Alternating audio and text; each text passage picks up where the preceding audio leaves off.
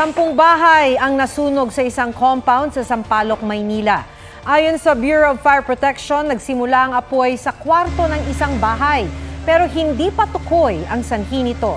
Nahirapan ang mga bombero na pasukin ang lugar dahil masikip ang mga kalsada. Mag-aalas 6 ng gabi nang magdeklara ng fire out. Sa Cebu City naman, halos lamunin na ng apoy ang ilang bahay. 11 bahay ang nasunog habang 14 na pamilya ang apektado. Problema sa electrical appliance ang isa sa tinitingnang sanhi ng sunog. Hindi road rage, kundi carnapping ang ugat ng nag-viral na banggaan at pamamaril sa Pasay. Patong-patong na reklamo na ang isinampa sa mga sangkot na Chinese national. May report si Chino Gaston. Banggaan na nauwi sa barilan. Inakalang road rage ang insidenteng yan na nakunan sa Rojas Boulevard sa Pasay noong Sabado. Pero nag-ugat pala ito sa carnapping. Ang luxury car na nabangga sa likuran, ibinibenta raw ng Chinese national. Pero tinangay umano ito ng isa ring Chinese national. Nitong Sabado, natunton ang tinangay na luxury car na matte black ang orihinal na kulay. Pero pinalitan na raw ang kulay at plate number nito nang masundan ng may-ari kasama ang kanyang driver bodyguard. Yung engine at saka chassis number nagmatch doon sa papeles doon sa BMW. May GPS siguro tong kaya natumbok nila. Hinala ng mga pulis, sadyang binangga ang kotse para patigilin ito. Nayupi ang harapan ng humabol na minivan. Tinamaan din ng mga bala ang windshield at likurang pintuan nito. Agad na naaresto ang tatlo kaya nakakulong na sa Pasay Police Detention Center at na-inquest na. Sa Parañaque naman nahuli ang isa pang sakay ng kotse. Kinasuhan na natin sila, na-file na natin, na-inquest na natin kahapon yung violation doon sa ating RA 10591 sa carnapping, sa bladed weapon. Meron din tayong alarms and scandal. Meron din tayong reckless imprudence resulting in damage to property. Ang driver ng minivan itinanggi na gumanti siya ng putok. Ano yun sir? Binaril din kayo? Binaril po. Binaril po kami. Kaya gumanti kayo? Hindi po. Kaya hindi kayo gumanti? Sinusubukan ng GMA Integrated News na hinga ng pahayag ang iba pang sangkot. Chino Gaston nagbabalita para sa GMA Integrated News.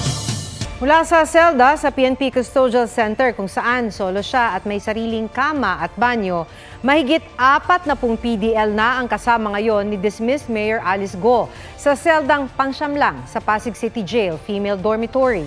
5 ang katabi niya sa higaan ayon sa BJMP. May report si June Veneracion.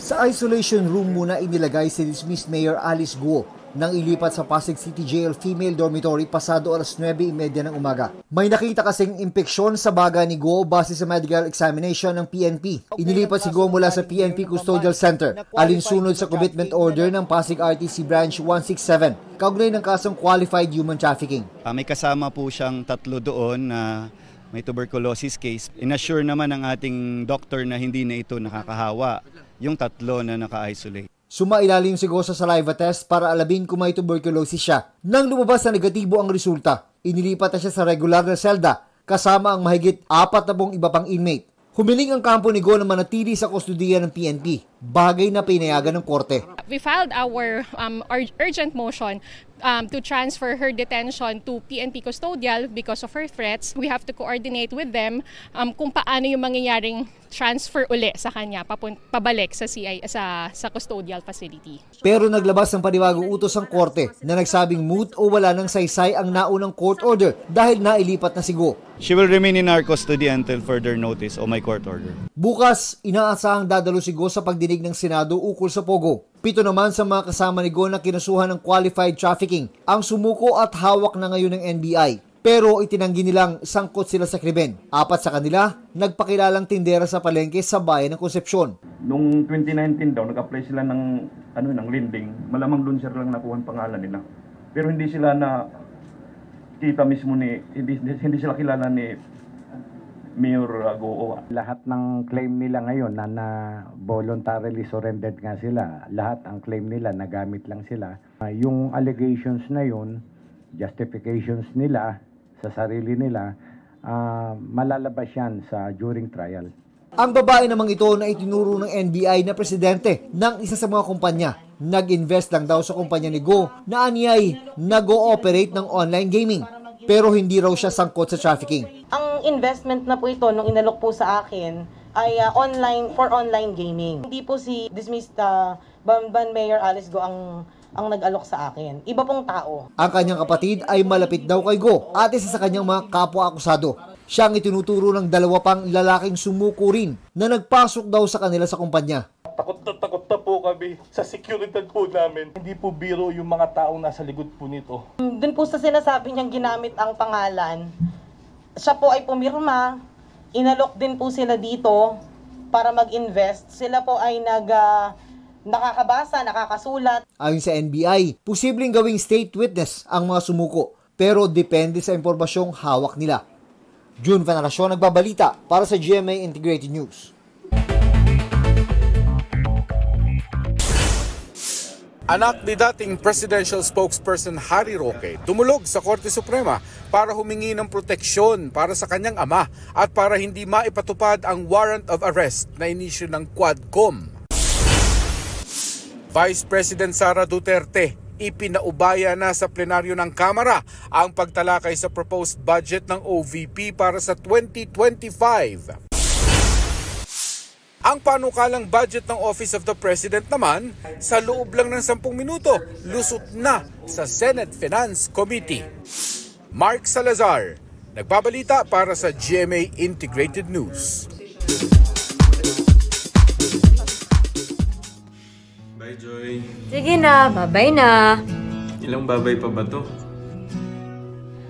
Hanggang sa magtagpo ulit ang mga features natin, 'di ba? The excitement is getting real. Time starts now. May pa-sneak peek na sa upcoming film ni Alden Richards at Catherine Bernardo na Hello, Love Again. Ang pelikula ay collaboration ng Jimmy Pictures at Star Cinema. Kapuso global fashion icon Heart Evangelista, head turner sa Milan Fashion Week. Suot ang kanyang all-black ensemble. BTS members V at J-Hope na ispatan sa concert ng South Korean singer-actress na si IU. May backstage photos din ang dalawa kasama ang K-pop star. Aubrey Carampel nagbabalita para sa GMA Integrated News.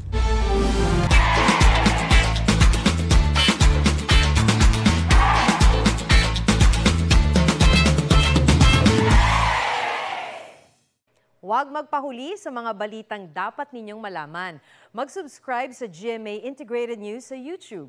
Sa mga kapuso abroad, subaybayan nyo kami sa GMA Pinoy TV at sa www.gmanews.tv.